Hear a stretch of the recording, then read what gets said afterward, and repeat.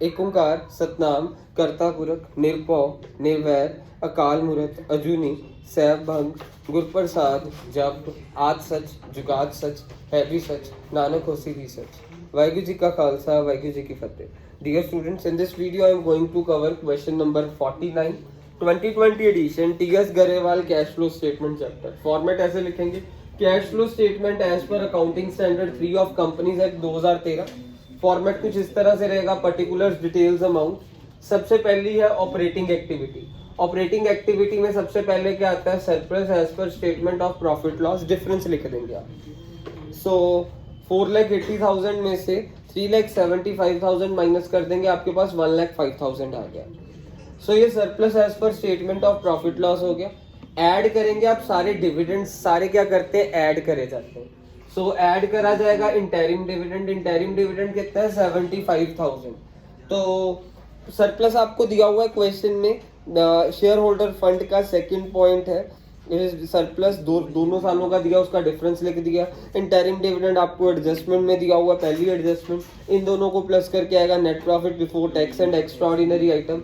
इसमें ऐड करा जाएगा नॉन ऑपरेटिंग या नॉन कैश एक्सपेंसेस। सबसे पहला आपको डेप्रिसिएशन नजर आ रहा है। बैलेंस शीट के आप एसेट साइड में चले जाए, एसेट साइड में एक्यूमुलेटेड डेप्रिसिएशन नजर आ रहा है। एक्यूमुलेटेड डेप्रिसिएशन का आप डिफरेंस कर देंगे तो वो क्या होगा, 2,40,000 माइनस 1,80,000 60,000 आ गया। सो डेप्रिसिएशन ਅਸੀਂ डिफरेंस पाके लिखी दी है। Interest on debentures is also given in adjustment 27,000। Non operating income कोई भी नहीं है, सो ਇਹਨਾਂ ਨੂੰ ਪਲੱਸ ਕਰਕੇ ਆਏਗਾ operating profit before working capital changes. Add ਹੁੰਦਾ ਡਾਈਲ ਲੈਸ ਹੁੰਦਾ ਦਲੀਆ।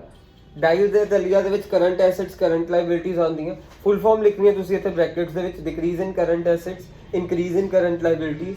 ਦਲੀਆ ਦੀ ਡਿਕਰੀਜ਼ ਇਨ ਕਰੰਟ ਲਾਇਬਿਲਿਟੀਜ਼ ਇੰਕਰੀਜ਼ ਇਨ ਕਰੰਟ ਐਸੈਟਸ। मैं देखा ट्रेड पेबल मेरे ਜਿਹੜੇ ਕੀ ਕਰ ਰਹੇ ਸੀ, ਇੰਕਰੀਜ਼ ਕਰ ਰਹੀ ਸੀ ਕਰੰਟ ਲਾਇਬਿਲਿਟੀ, ਇੱਥੇ ਲਿਖ ਦਿੱਤਾ। ਇਨਵੈਂਟਰੀਜ਼ ਨਾਮ ਦੇ ਕਰੰਟ ਐਸੈਟਸ ਮੇਰੇ ਘਟ ਰਹੇ ਸੀ, ਮੈਂ ਇੱਥੇ ਲਿਖ ਦਿੱਤਾ।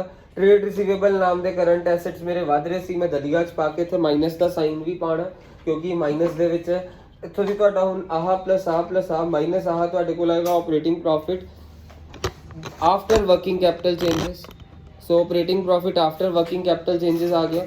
ਹੁਣ ਉਸ ਤੋਂ ਬਾਅਦ ਜਦੋਂ ਤੁਸੀਂ ਟੈਕਸ ਮਾਈਨਸ ਕਰ ਦੋਗੇ ਤੁਹਾਡੇ ਕੋਲ ਆ ਜਾਏਗਾ cash flow from operating activity. ਜੇ ਮਾਈਨਸ ਆਇਆ ਹੁੰਦਾ ਤਾਂ ਕੈਸ਼ ਯੂਜ਼ਡ ਇਨ ਆਪਰੇਟਿੰਗ ਐਕਟੀਵਿਟੀ ਹੋ ਜਾਣਾ ਸੀਗਾ।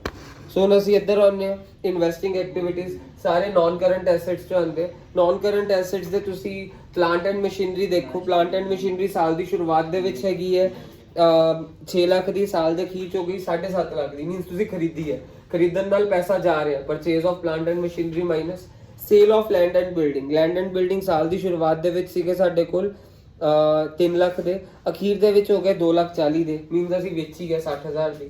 ਇਹਨਾਂ ਨੂੰ ਪਲੱਸ ਮਾਈਨਸ ਕਰਕੇ ਮੇਰੇ ਕੋਲ ਮਾਈਨਸ ਆ ਰਿਹਾ, ਮੈਂ ਉਹਨੂੰ ਲਿਖਾਂਗਾ ਕੈਸ਼ ਯੂਜ਼ਡ ਇਨ ਇਨਵੈਸਟਿੰਗ ਐਕਟੀਵਿਟੀਜ਼। ਉਸ ਤੋਂ ਬਾਅਦ ਸਾਡੇ ਕੋਲ ਫਾਈਨੈਂਸਿੰਗ ਐਕਟੀਵਿਟੀਜ਼ ਆਉਣਗੀਆਂ। ਫਾਈਨੈਂਸਿੰਗ ਐਕਟੀਵਿਟੀਜ਼ ਸਾਡੀ ਆਉਂਦੀਆਂ ਕਿੱਥੋਂ, ਸ਼ੇਅਰ ਹੋਲਡਰ ਫੰਡ ਤੇ ਨਾਨ ਕਰੰਟ ਲਾਇਬਿਲਿਟੀਜ਼ ਤੋਂ। ਸੋ ਸ਼ੇਅਰ ਹੋਲਡਰ ਫੰਡ ਦੇ ਵਿੱਚ ਤੁਹਾਨੂੰ ਸ਼ੇਅਰ ਕੈਪੀਟਲ ਨਜ਼ਰ ਆ ਰਿਹਾ ਵਧ ਰਿਹਾ, ਇਸ ਲਈ ਇਸ਼ੂ ਆਫ ਸ਼ੇਅਰ। ਜੇ ਘਟ ਰਹੇ ਹੁੰਦੇ ਤਾਂ ਅਸੀਂ ਬਾਇਬੈਕ ਆਫ ਸ਼ੇਅਰ ਲਿਖਦੇ, ਨਾਲੇ ਮਾਈਨਸ ਕਰ ਦਿੰਦੇ। ਰਿਡਮਪਸ਼ਨ ਆਫ ਡਿਬੈਂਚਰਸ, ਤੁਹਾਡੇ ਡਿਬੈਂਚਰਸ ਘਟ ਰਹੇ ਹੈ, ਮੀਨਸ ਤੁਸੀਂ ਡਿਬੈਂਚਰਸ ਰਿਡੀਮ ਕਰੇ। ਸਾਲ ਦੀ ਸ਼ੁਰੂਆਤ 4.5 ਲੱਖ ਦੇ ਸੀ, ਬਾਅਦ ਚ ਉਹਦੀ 270 ਦੇ ਹੋ ਗਏ, ਮੀਨਸ ਮਾਈਨਸ ਕਰਕੇ 1,80,000 ਆ ਗਿਆ। ਉਸ ਤੋਂ ਬਾਅਦ ਚ ਤੁਹਾਡੇ ਕੋਲ ਇੱਥੇ ਇੰਟਰਸਟ ਤੇ ਡਿਵੀਡੈਂਡ ਪਲੱਸ ਹੁੰਦੇ ਤੇ ਇੱਥੇ ਉਹ ਮਾਈਨਸ ਹੁੰਦੇ। ਆਪਰੇਟਿੰਗ ਇੰਟਰਸਟ ਤੇ ਡਿਵੀਡੈਂਡ ਦੋਨੋਂ ਪਲੱਸ ਹੁੰਦੇ ਤੇ ਫਾਈਨੈਂਸਿੰਗ ਚ ਇੰਟਰਸਟ ਤੇ ਡਿਵੀਡੈਂਡ ਦੋਨੋਂ ਮਾਈਨਸ ਹੋ ਜਾਂਦੇ। ਇੰਟਰਸਟ ਔਨ ਡਿਬੈਂਚਰਸ ਉੱਥੇ ਦੇਖੋ ਪਲੱਸ ਹੋਇਆ, ਇੱਥੇ ਪਲੱਸ ਹੋ ਰਿਹਾ ਸੀ ਇੰਟਰਸਟ ਔਨ ਡਿਬੈਂਚਰਸ, ਇੱਥੇ ਇੰਟਰਸਟ ਔਨ ਡਿਬੈਂਚਰਸ ਮਾਈਨਸ ਹੋ ਗਿਆ। ਡਿਵੀਡੈਂਡ ਇੱਥੇ ਪਲੱਸ ਹੋ ਰਿਹਾ ਸੀ, ਇੱਥੇ ਅਸੀਂ ਇੰਟਰਿਮ ਡਿਵੀਡੈਂਡ ਕੀ ਕਰ ਦਿੱਤਾ, ਮਾਈਨਸ ਕਰ ਦਿੱਤਾ। ਸੋ ਇਹ ਸਾਡੇ ਕੋਲ ਇਹਨਾਂ ਨੂੰ ਪਲੱਸ ਮਾਈਨਸ ਕਰਕੇ ਸੋਲਵ ਕਰਕੇ ਇੱਥੇ ਆ ਗਿਆ ਕੈਸ਼ ਯੂਜ਼ਡ ਇਨ ਫਾਈਨੈਂਸਿੰਗ ਐਕਟੀਵਿਟੀਜ਼। ਸੋ ਸਾਡੇ ਕੋਲ ਇਹਨਾਂ ਨੂੰ ਪਲੱਸ ਮਾਈਨਸ ਕਰਕੇ ਮਾਈਨਸ ਆ ਰਿਹਾ, ਤਾਂ ਕੈਸ਼ ਯੂਜ਼ਡ ਇਨ ਫਾਈਨੈਂਸਿੰਗ ਐਕਟੀਵਿਟੀਜ਼ 1,62,000। ਉਸ ਤੋਂ ਬਾਅਦ ਧਿਆਨ ਨਾਲ ਦੇਖਿਓ ਅਸੀਂ ਕੀ ਕਰਾਂਗੇ। ਅਗਲਾ ਲਾਸਟ ਸਟੈਪ, ਪਹਿਲਾ ਆਨਸਰ ਪਲੱਸ ਦੂਜਾ ਆਨਸਰ ਪਲੱਸ ਤੀਜਾ ਆਨਸਰ, ਉਹਨੂੰ ਕੀ ਕਹਿੰਦੇ ਆ ਅਸੀਂ, ਨੈਟ ਬਾਅਦ ਪਲੱਸ ਚ ਆ ਰਿਹਾ 30,000। ਪਹਿਲਾ ਆਨਸਰ ਦੇਖੋ 282 ਸੀਗਾ, ਸੋ 282। ਦੂਜਾ ਆਨਸਰ 90 ਸੀਗਾ, ਮਾਈਨਸ ਚ ਸੀ। ਤੀਜਾ ਆਨਸਰ ਵੀ ਮਾਈਨਸ ਚ ਸੀਗਾ। ਸੋ ਪਹਿਲਾ ਆਨਸਰ ਪਲੱਸ ਦੂਜਾ ਆਨਸਰ ਪਲੱਸ ਤੀਜਾ ਆਨਸਰ ਮੀਨਸ 2,82 ਪਹਿਲਾ ਆਨਸਰ ਸੀਗਾ, 2,82 ਪਹਿਲਾ ਆਨਸਰ ਸੀਗਾ। ਮੈਂ ਕੀ ਕਰ ਰਿਹਾ, 2,82 ਮਾਈਨਸ 90 ਮਾਈਨਸ 162, ਕਿਉਂਕਿ ਸਾਡਾ ਵਾਲਾ ਆਨਸਰ ਮਾਈਨਸ ਚ ਆਇਆ, ਤੀਜਾ ਆਨਸਰ ਵੀ ਮਾਈਨਸ ਚ ਆਇਆ।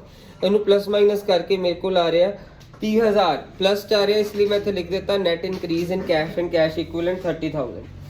Add opening balance of cash and cash equivalent, balance sheet 'ਚ देखो कैश इक्विवेलेंट ਦਾ ਓਪਨਿੰਗ ਬੈਲੈਂਸ 1,50,000 ਇਹਨਾਂ ਦੋਨਾਂ ਨੂੰ ਪਲੱਸ ਕਰਕੇ 81 ਆਇਆ। ਅਸੀਂ ਇਹਨੂੰ ਕਵਾਂਗੇ closing balance of cash and cash equivalent 1,80,000।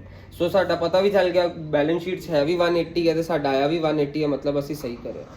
ਪਹਿਲਾ ਆਨਸਰ 282 प्लस दूजा आंसर -90 प्लस तीजा आंसर -162 प्लस माइनस करके 30,000 आ रहा, उहदे च ओपनिंग बैलेंस ऐड करके क्लोजिंग आ